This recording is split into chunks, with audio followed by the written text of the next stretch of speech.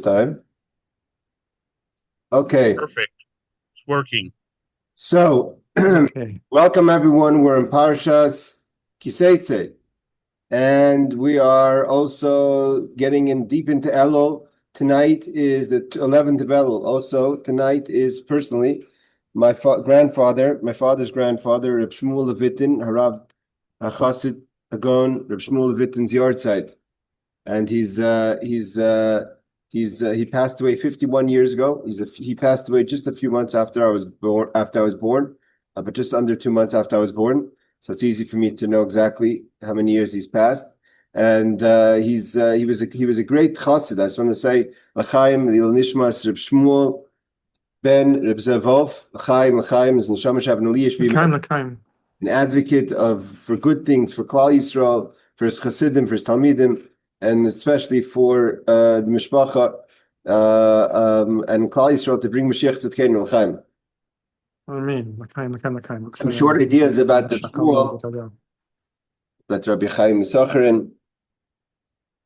Reb Shmuel, he was known as Reb Shmuel. Reb Shmuel was a chassid of Chaim Sachar. Reb Chaim Sachar. The Reb Shmuel, it's saying tonight's also the yahrzeit of my great grandfather Reb Shmuel, who was a tremendous chassid. He was born right after the passing of the Rebbe Maharash. He's the first person to be named after the Rebbe Maharash. The Rebbe Maharash was the fourth Chabad Rebbe. His name was Reb Shmuel, and he was named Shmuel after the Rebbe Maharash. We know that the name Shmuel was not a common name in the house of the Rebbes. It means there were certain names that were familiar to the families. The Alter Rebbe came from a long lineage of great Rabbanim. He was a direct descendant of the Maharal. So the name Reb Shmuel that was named the Rebbe Maharash was not a name that was familiar to the family, so much so that when he was born and named by his father, the Tzemach Tzedek, the sons, he had older brothers. He was the youngest he had some nephews that were older than him. And the sons, the brothers of the Rebbe Maharash came to their father, the Tzemach Tzedek, and they asked him, who's the name Shmuel? Is it maybe named after Shmuel Hanavi? And he said, no, he's named after Shmuel the water carrier. So we don't know who Shmuel the water carrier is exactly, but there was a person, a big hidden tzaddik that the Rebbe Maharash was named after. And my great grandfather was the first to be named after the Rebbe Maharash, Shmuel. His father he came from a family of Chassidim. His grandfather was a big chassid known as Rabbi Gershon Ber Pahar. We mentioned him a few times. His father was a chassid called Reb Zevov, who later became the mashpia in Tomchei Temimim. He learned in Tomchei Temimim, in the Chabad institutions. And early on, he became a rav, young age, in the city called Rakashik. My son today is now, my son and daughter, making a plug, who are the Chabad Shluchman campus in Johannesburg, are also taking up a position this week, starting as the new Rabbanim of Great Park Synagogue in South Africa. And a lot of the South African Jews are from the city of Rakashik. And my great grandfather was the Rav of the city of Rakashik. Later, that itself is a whole story. But later, he was after World War I and the kind of the Jewish community dispersed. He went on many different missions for the Rebbe Rashab, the fifth Rebbe Chabad, Reb Shalom Dov Bashnerson, and his son, the previous Lubavitcher Rebbe. He went to live 10 years in the country Georgia, and he turned the country Georgia into a place of Chassidim. Till today, the Georgian Chassidim know Reb Shmuel. We have a butcher here in Yerushalayim. When I came in, he told me when he saw my credit card, his hair started to stand up, because in his house is a picture of Reb Shmuel, because he heard of Reb Shmuel. His father was a Georgian Yid. So, and then he was 3 years in Siberia before spreading Yiddishkeit. The Russians locked him up. He had, I always like to tell the story. We'll end short because we're talking the Parsha here, really. But I just like to talk about great people that they smuggled in a chauffeur for him in Siberia. Siberia was cold. He was deserted. He ended up leaving Siberia because he realized no one even knew he was there. And he paid someone to get him on a train. It was crazy. But he smuggled in a chauffeur. Now, if he would blow a chauffeur in the army, in the camps that he was kept, Mr. Rabbi would have been beaten or arrested or what? No. So he had to go out to the forest. And he went out to the forest alone, cold winter forest in Russia and Siberia. Imagine, already in September, October, it's cold. And he blew the chauffeur. and he blew loud with all his energy. He was so excited to do the mitzvah of a shofar. And when he opened his eyes after he blew the shofar, he looked around and he realized that he was surrounded by a pack of wolves who didn't touch him, but they all came. The Russian wolves surrounded him to listen to the shofar.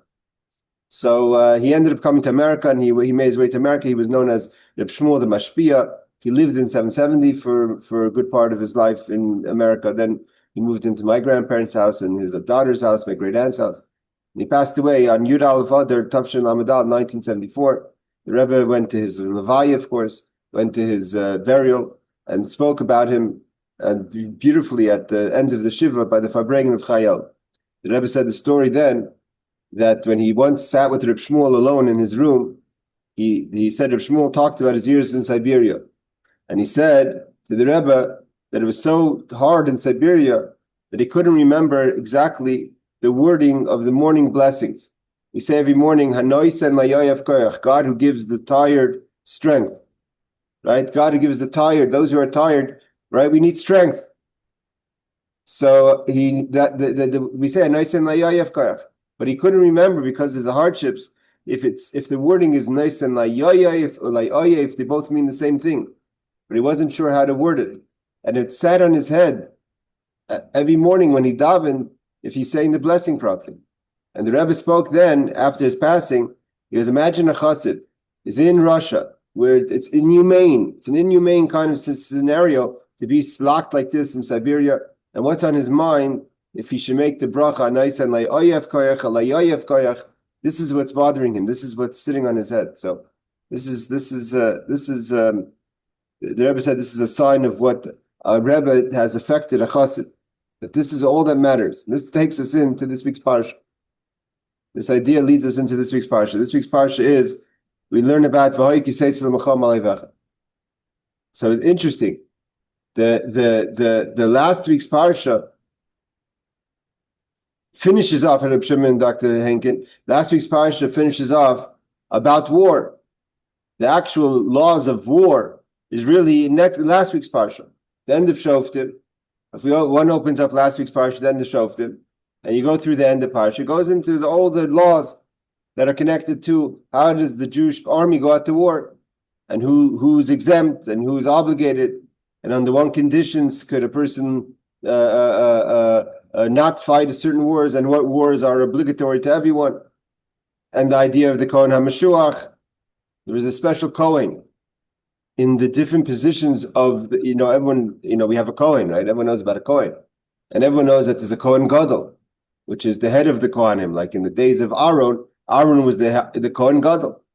But there were many, many positions, and the Rambam lists all the positions, like in any organization, that there was many levels of authority within the ranks of the Kohanim. Obviously, the highest was the Kohen Gadol. But the Kohen Gadol had assistants, and there was assistants of assistants. There's a whole level of a team of authority that ran the system of the Kohanim. What people may not understand is that the Beis Hamikdash was a holy place, the Holy of Holies. That's where they sacrificed all the sacrifices, and only place you could sacrifice. Once David and Solomon built the temple, you weren't allowed to sacrifice outside of the temple. It was forbidden. It was punishable by kares to do a sacrifice outside the Beis Hamikdash. And they had all the services of the temple. We had the menorah, the sheep, the bread table, and of course we had the Holy of Holies, and all the different compartments and different ideas of the levels of the Beis Hamikdash, different levels of sanctity, where someone could go, how far someone could go, etc. The Sanhedrin sat in the Beis Hamikdash. But not only that, when we learned the Rambam, we learned the fascinating that the Beis Hamikdash was ran as a unbelievable organized business. It was very, very, very, very detailed. There was a major accountability within the Kohanim themselves. There was a whole system of how you paid, and when you paid for what sacrifice, and you'd get a little ticket, right? Nothing different until today. You had special tickets that they made daily. The tickets represented different sacrifices. And at the end of the day, there was an accountant that accounted for all the tickets and monies. And whoever didn't have the monies to match the tickets, meaning the Kohanim, So what happened was someone came into the gizbor, you came into the office, and you said, I want to sacrifice these kind of sacrifices. I need a cow, I need a sheep, and I need, pourings, and I need wine, and I need oil, and I need this, I need a korban mincha, you had all the things you need. You came and you paid $20, $100, $1,000, whatever the cost was, and you got a whole bunch of tickets, and you went to the different sections of the Beis HaMikdash to collect your goods. And at the end of the day, all those tickets would have to come back to the treasury and make sure that there's no shortcoming of monies matching the tickets, that all the money should match the tickets, and whoever was considered negligent of the Kohanim, that wasn't responsible in the ticketing and had to pay out of pocket. The Kohen had to pay out of pocket to match. In case if he lost the ticket or if he lost something, he had to pay out of pocket. And they kept on reprinting the tickets so people shouldn't try to duplicate the tickets. It was a very, very organized system, so as though it was very holy. But like it says in the Rebbe, Alter Rebbe used to say, the Chassidus demand Seder, and there has to be Seder. We'll get back to that in a second. So, but in the Kohanim, there's all levels of Kohanim, and one of the positions of the Kohanim was the Kohen HaMashuach, the Kohen that was anointed, and his job was to be the Kohen of war. That before the Jewish people went to war, he encouraged them, he gave them direction, gave them focus, spoke to their morale, got rid of those who were fearful, that may bring down the morale. And there's a whole system of war. So that's last week's Parsha. We learned about the system of war. But this week's Parsha starts a whole thing. We're talking about Mechamas, wars. If someone asked you, what was the Parsha of war? You can say Kiseitze. Kiseitze starts off when a person goes out to war. But it's really talking about after we already learned everything we learned about in Shoftim. And we learned about all the laws of war. Now there's a detail of the war. And what is the detail of the war that we learned about in this week's Parsha? Now if you go out to war and you see a Yifas Torah, a beautiful woman from one of the nations that you're fighting. And it's the famous law of the Yifas Torah, which is a complicated law, not a simple law. It has to be understood in context. But the basic law is a soldier goes out and sees a beautiful woman and wants to bring her home. The Torah says there's laws, there's rules. You can't just do anything you want. And like Rashi says, Dibra Torah Keneged Yetzirah. The Torah talks against talks towards the Yetzirah. A person has a Yetzirah, a person has a burning desire for something. So the Torah is, so to say, it seems like Rashi is saying the Torah is accommodating the Yetzirah. And says, okay, you can take her home, but there's conditions. First you have relations with her, and afterwards she has to sit in your house and grow her hair and cry for her parents. And if you still want to keep her, then you can marry her. King David performed the mitzvah. One of King David's wives was a Yifas Torah. And the Torah tells us about the Yifas Torah, because after the laws of Yifas Torah, we learn about the laws of the rebellious son. And then we learn about the laws of the two wives, the wife that you love and the wife that you hate. And the Rashi teaches us that it comes in sequence. That the reason why that if a Yifas Torah, even though the Torah is accommodating the Yetzer Hara, but it's not a good idea, it's not going to end well. And it's going to turn into a situation where you can have rebellious children. And that's what happened to King David. King David had a relationship with his wife. I think her name was Ma'acha. I think that was her name, of the Yifas Torah. They had a daughter before he married her. It means in the initial relationship, that was the Tamar, I think her name was. That's the whole story of Amnon and Tamar. That it ended up in disaster where Avshalom killed his brother Amnon and then started a rebellion against his father. And one of the most vicious rebellions and difficult times in King David's times was from Avshalom, who is a son of this Yifas Torah. And the Torah tells us that one of the laws is that if you're going to go after your Yetzer Hara, so you're going to have a Ben Sarah or Mara, you're going to have a rebellious child. But the Rebbe, of course, says, and Chassidus talks about, that the Kiseitze L'Machama, the battle that we're talking about over here, is you have to slow down, put the brakes. It's not just, we discussed all the war last week. And now we're talking about just the laws of the Yifas Torah. Here, this is the story of life.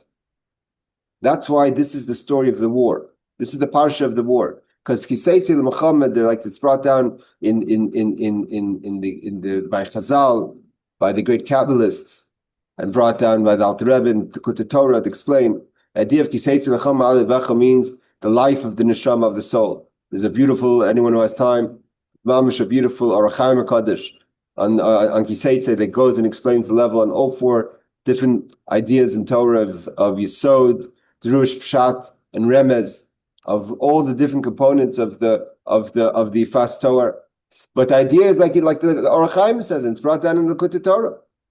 Kiseitz l'macham aleivecha is the soul coming down to this world. And the Torah tells us you have to know that if you have an enemy, you have to be aleivecha, you have to be above your enemy. And God is going to empower you that if you go out with the right intentions and you know you have a war, like what's it mean a war? A war means you have an enemy. And you're vulnerable. Right? You go out there and there's your fast towers, there's beautiful women, there's things that could happen, that could take you down, maybe in this situation, maybe you're going to behave, you're not going to be at your best behavior. Of course, nothing's wrong with beautiful women, but we're talking about this is not what the soldiers are supposed to be focusing on now. Nevertheless, the Torah says, Dibur Torah Keneged Yetzer Hara. But you should know that you have the strength to be Alevecha, above your enemy. And here the Rebbe introduced, I learned it yesterday, Reb Shimon's son-in-law, Adam, a beautiful Sikha, the Rebbe says, that when it says Dibur Torah Keneged Yetzer Hara, that the Torah is talking about the Yetzer Hara. Like I said, literally translation is that the Torah is accommodating a person, which is not really encouraging. Because Torah is emes. Torah is the Torah of truth. And if something's true, we don't believe that the Torah would accommodate something that's wrong because a person has a Yetzer Hara and can't deal with their Yetzer Hara. That the Torah is saying, listen, what can we do? Dibur Torah Keneged Yetzer Hara. The Torah knows a person's human, and the Torah says, what could you do? Okay, we're going to make it permissible, and we're going to give you rules of how to do it. The Rebbe says that's not exactly what it means. Dibur Torah Keneged Yetzer Hara means that a lot of times in life, we look at the Yetzer Hara as the enemy, and everything that Yetzer Hara and our strategy of dealing with the Yetzer Hara is to always fight every idea he comes. He comes to us and he gives us temptation. He makes us lazy. He tells us, don't get up in the morning for davening. Even though Matthew says, I need a minyan. Reb Shimon says, we need a minyan, but, I'm tired. I stay in bed. And the Yetzer Hara comes and says, who says you have to spend more money on kosher food, on Jewish education, and giving tzedakah? Who says that you have to learn Torah, put on tefillin, light Shabbos candles? Right? The Yetzer Hara comes and he puts all these doubts and struggles. Hey, Cal, a long time no see. And he puts all these ideas into us. And it's a Ivecha, it's an enemy. We're looking at the Yetzer Hara like this tremendous enemy. And we're overwhelmed by this fight. The Rebbe says this, the Rebbe teaches us there's another strategy to deal with the Yetzer Hara. Dibur Torah Keneged Yetzer Hara. Sometimes when you're faced with the Yetzer Hara, the strategy you use is, that's a great idea. I have an opportunity now to turn a difficult situation in my temptation, in my life, into mitzvah. Because the Torah said there's a way to turn the Yifas Torah into mitzvah. King David did it. The Rebbe says, for instance, a person is struggling with ego. A person has an ego. Ego is a negative thing. Says God says I can't be with a person with an ego. There's no space for me in your life. You're so full of yourself. Right? The humility, God humbles. When it says, "Where does God rest?" On someone who's a broken heart, a person who's humble. God can't. There's no space. I mean, if you have a cup that's full, how are you supposed to fit God inside? You're full of yourself. You're overflowing with yourself. So the ego is a negative thing, but we find that the ego also could be positive. It says a Talmud Chacham has to have a little bit of ego, an eighth of an eighth, shminish b'shminis. So when that Yetzer Hara comes to you and starts making you feel good about yourself, so instead, sometimes the idea is a person goes into the Musar, right? You go into the Musar movement and talk, I'm such a Russia and I did so many bad things. You say, what? You're right. You're right. I am a special person. What am I going to do about it? Am I going to sit there looking at myself in the mirror and smiling at myself, feeling good about myself? Or am I going to take this ego and turn it to be proactive in doing a mitzvah? You know what? You're right. I'm a special person. What am I doing in bed now? I should be in shul. I'm a special person. Why am I not putting on tefillin every day? Why am I lacking energy to go learn, to go help, to join the Kiddush club and chopping onions? You take the Yetzer Hara is trying to get you to pull you down with your ego, and you use your ego as a springboard to be productive. What if I'm such a special person? What am I doing about it? So though traditionally the idea of ego is negative, but Dibur Torah Keneged Yetzer Hara, the Torah tells us that you know what, when it's a war, There's many ways of battling the war. Sometimes you have to squash the enemy, and sometimes you transform the enemy, you utilize it. And an amazing thing over here is that from the Alter Rebbe's Likutei Torah, and it's also brought down in the Maimon. I started to teach in the morning L'chomer Libi to a phantom crowd, but we had 4 people that learned. It's nice. I thought it's a very, very important mimer to learn, and I just couldn't find the time to do it, so I did it in my time at 2:00. So it's about 7:00, 4:00 in the morning Seattle time. So we did, but the idea, the Rebbe says an amazing thing that when it says Vishavisa Shivyoy, the Torah says that you go into battle and you see a beautiful woman and you take her captive. Vishavisa Shivya, you take captive, and it says, and you see, the Torah says, how's the Torah worded? The Torah says,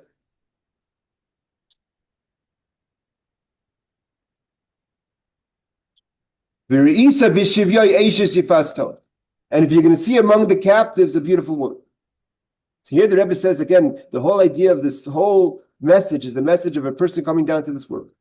And you sometimes look at the negative things as like you've captured something, that you have an enemy. Vishavisa Shivya, you took captive of something that is an enemy and you're trying to transform it. But if you really, really look at every person, and sometimes if you really, really look at yourself, sometimes you're the captive. You're the person, obviously, the struggles within yourself. It's the soul struggling with the nefesh alikis, the godly soul struggling with the nefesh of Bahamas, the animal soul. And like we learned in Tanya, Tanya teaches us that what is the idea of the battle of nefesh of Bahamas, nefesh alikis? That's the battle of life. It's okay to have struggles. We have 2 neshamas and yasisi. God gave us an animal and a godly soul. And the idea is to transform the animal. So when you look at it initially, you see it's like a captive. And you're alivach, you're over. But the Rebbe says, if you look really deep at the person, pay attention. You're looking sometimes at a person negative. Say, this person needs help, needs fixing. But if you really paid attention to what you're dealing with, you're going to see Eishes Yifasta. This person is beautiful. There's no one who's ugly. There's no Sayyid that's ugly that needs to be fixed because of their ugliness. Yes, people need help and transformation. But if you really looked, you're going to see the shivyoy in this person that's within yourself. And you look in the mirror and you say, oh yeah, I need so much help. I need so much transformation. There's so much war going on. There's so much battles in my life. But if you really looked, and especially looking at the next person, if you pay attention, you're going to see Eishes Yifaston. That this is really a beautiful person. I'm a beautiful person. There's a godly soul inside of me. There's a nefesh alikis inside of me, and that's beautiful. And there is nothing. There's no situation, no darkness that could block them. And then you could start. Then the transformation is not in a way of kafiyah, of hiskafia, of forcing, but you actually start to take that beauty and reveal it and comfort it within yourself till that dominates who you are.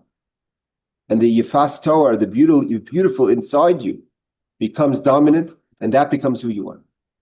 And it's not that you're changing your character, you're going to change. The same character you have that you have in the Nefesh of Bahamas becomes, like I said, it becomes forces of positive.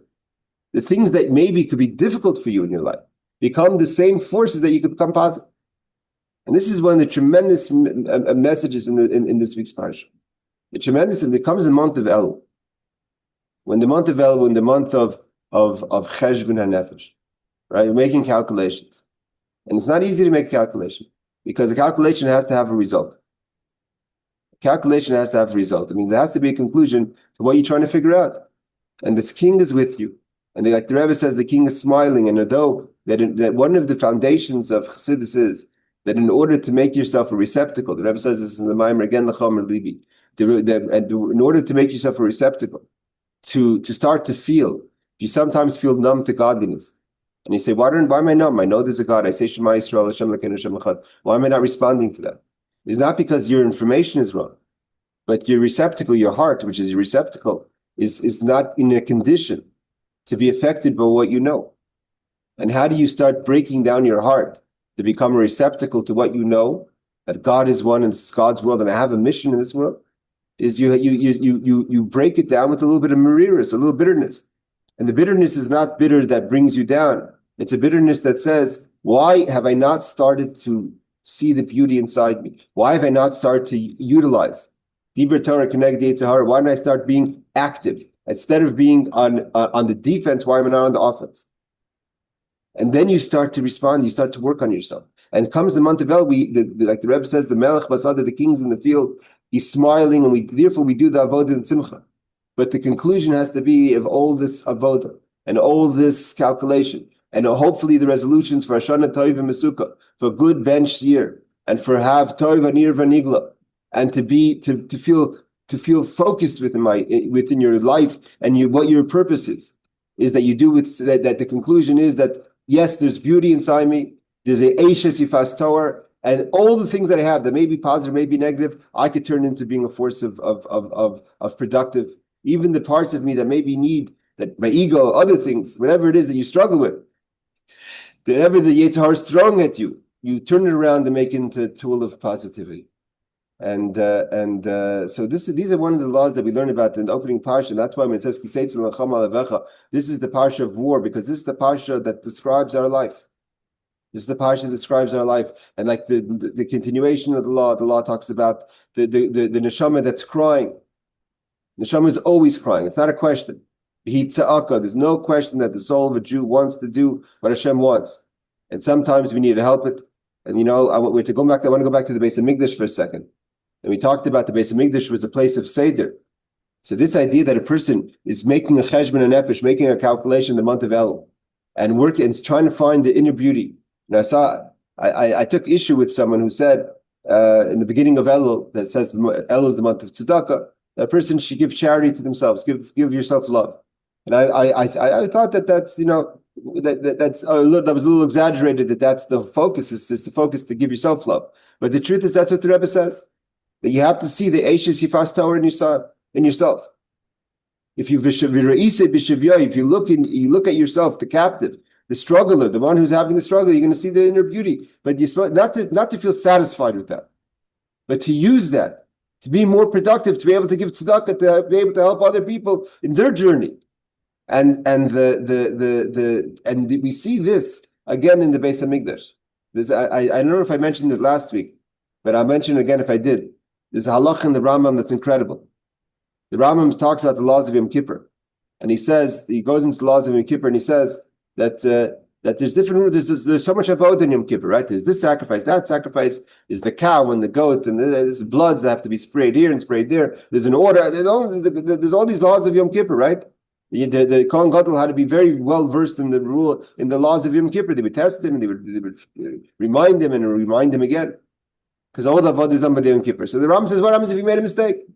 You sprayed this blood before that blood. You sprayed this corner before that corner. The Rambam discusses it. It's possible for a person to lose count of making a mistake. So the Rambam says if it's been done in the outside quarter, meaning the Azara, the outside Mizbeach, then order is not as important. We figure it out. There's a way to get it. There's a way to readjust, to remaneuver the order of the Beis Hamikdash. But as you get closer, if you go inside to the Kodesh, where there's the Mizbeach Hazav, the Mizbeach of gold, where there's the Ketores, there the Rambam says, no, the Seder becomes very important. If you mess up in one order, you do the wrong corner or the wrong this, then the whole thing is possible. You have to start again. So what do we see from this? An amazing thing. We see that the closer you get to MS, the closer you get to the Holy of Holies, the Kodesh HaKodashim, the more everything comes together. When you're further out, you're in the Azara. Sometimes you have this going on in your life, you have that going on in your life. Maybe there's a lack of consistency. But as you're getting closer to the Holy of Holies, Seder, everything comes together. The Achas Shoalti that we talk about in Elul comes together. That you start to see that all the different things that are going on in your life. You have jobs, and you have mishpacha, and you have shul, and you have your baseball team, and you have all the things that are going on in your life that seem separate. Start to come together. It becomes very singular. It's very in order. All things are going in the direction of the Holy of Holies. All the components of your life become one. And therefore, as it's one, the order becomes more important because they're not separate. And this is the story of the Chassid. The famous story that we've told many times of the Chassid, of the Alter Rebbe, was a merchant. He was a big Chassid. He was a merchant. He was a wood merchant. and he was doing an accountability, and they were taking stock of all the lumber that they chopped and all the details. It's a big business. How much lumber and how much left over and money, this that, profits and loss. He was doing all the accounting, and when they brought all the paperwork to him and all the details, and he put it all together, what was his sachakol? What was his conclusion? He didn't write a conclusion. We've chopped down, or we've made $5 million, 5 million rubles, or that we have 5 million logs of lumber. The tzachakol was einod mevado. Means he took a whole profit and loss, his whole accounting of the year, and when he wanted to write, what's the conclusion of it all? The conclusion was einod mevado. There's nothing else but Hashem. Why? What does that mean? It wasn't that he was all over the place. That to him was the bottom line of everything. All the lumber and all the things that he's doing and all his efforts that he was doing, all his business and everything comes down to Einod Mevado. It's very singular. It's Acha Shoalti. That everything is very clear. Why do I go out to work? Because Einod Mevado. There's nothing else but God. When I'm going to go and I'm going to even go to the ball game, it's connected to Einod Mevado. And when I'm not going to do things I shouldn't do, it's because of Einod Mevado. There's nothing else but God. The closer we get to clarity, to the Holy of Holies, it's very orderly, it's very exact. And the bottom line is Einod Mevado. And this is what the Rebbe is saying. That when it comes down to the bottom line, you see Eishes Shifas Torah. You see the beauty in everything. You get clouded sometimes in the details. And I was thinking yesterday that it has to be a balance of both. That there has to be the clarity in one part of Einod Mevado, and also to know that it's okay to have details. It's okay to have details. Not every detail is going to always be okay. Not every experience is going to be positive. And so you'll have frustrations in your life. And yes, everything has to come down to moving forward and making a dir b'tachtonim, a resting place for Hashem. But there's in those components, if you feel that there has to be a success 100% success in every effort that you're doing, in everything that you're doing, because it's all Einod Mevado, nothing else but Hashem. It's not a contradiction. You'll have wins and losses. You'll have some things that are positive and negative. He also had losses, this chassid. Not every tree he chopped down was a good tree.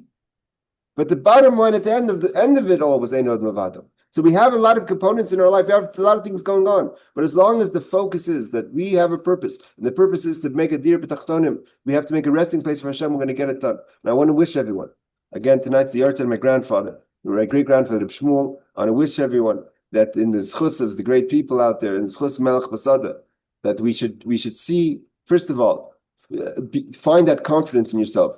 When you're going through the month of Elul, if you can't see in the captive of yourself the Eishes Yifas Torah, the beautiful you, then you haven't been looking right. Take off your glasses, clean off the fudge, look again, and you're going to see that there's Eishes Yifas Torah. You are beautiful. And yes, there's a lot of components, but as long as you're going in the right direction, that everything is going to the direction of the Holy of Holies, of Einod Mevado, then you're going to have wins, you're going to have losses, but the bottom line is going to be that you're going to be a stronger person going into next year with a better, more energetic focus. And like I said, and if sometimes you need to manipulate the Yetzer Hara, Dibur Torah Keneged Yetzer Hara, use his negativity for your own profits. Go with it. Don't feel like a thief if you're stealing the ideas of the Yetzer Hara that's trying to get you to do an avera, to do a mitzvah. It's okay. That's what God wants. Dibur Torah Keneged Yetzer Hara. God is telling you, use the Yetzer Hara sometimes for your benefit. So l'chaim everyone, l'chaim, and have a good Gebench Yar and a good Shabbos. And next week we'll be getting ready for Elul, so it's another whole story. And now Matthew, you tell us we're midway almost of Elul. What's happening in the University District of Minyan? Well, we keep on chugging along even when I'm not there. So, are you there now? I am on this side of the mountains, yes, and it looks like we're gonna have a good Shabbos. Always. I'm working right now on the email for the high holidays.